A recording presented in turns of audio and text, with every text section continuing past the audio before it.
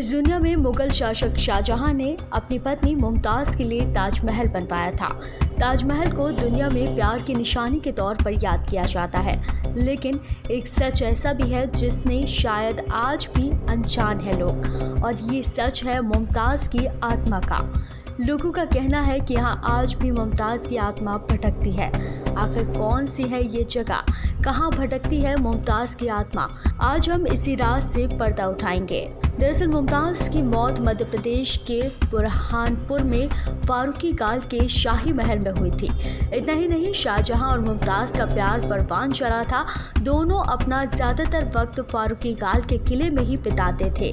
कहा जाता है कि यहाँ पर शाहजहां ने एक गार्डन बनवाया था जो कई ऐसे फूलों के पौधे से भरा हुआ था जो काफ़ी रेयर थे। मुमताज़ को फूलों से बेहद प्यार था। मुमताज़ की मौत अपने 14वें बच्चे को जन्म देने के कुछ दिन बाद यही फारूकी गाल के किले में हो गई थी। मुमताज़ की मौत के बाद भी शाहजहां करीब 5 सालों तक यहीं रहा।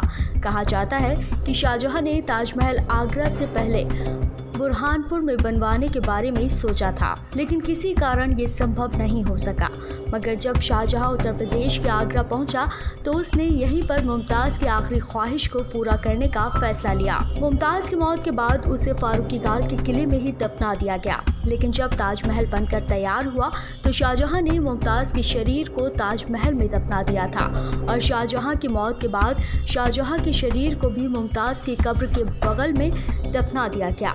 लेकिन चूंकि मुमताज़ की मौत फारूकी गाल के महल में हुई थी, जिसका कारण है कि स्थानीय लोगों का कहना है कि मुमताज़ की आत्मा आज भी फारूकी गाल के महल में भटकती है। यहाँ से रातों को अजीबोगरीब आवाज़ें आती हैं, औरतों के चिल्लाने की आवाज़ें ज़्यादातर आती हैं।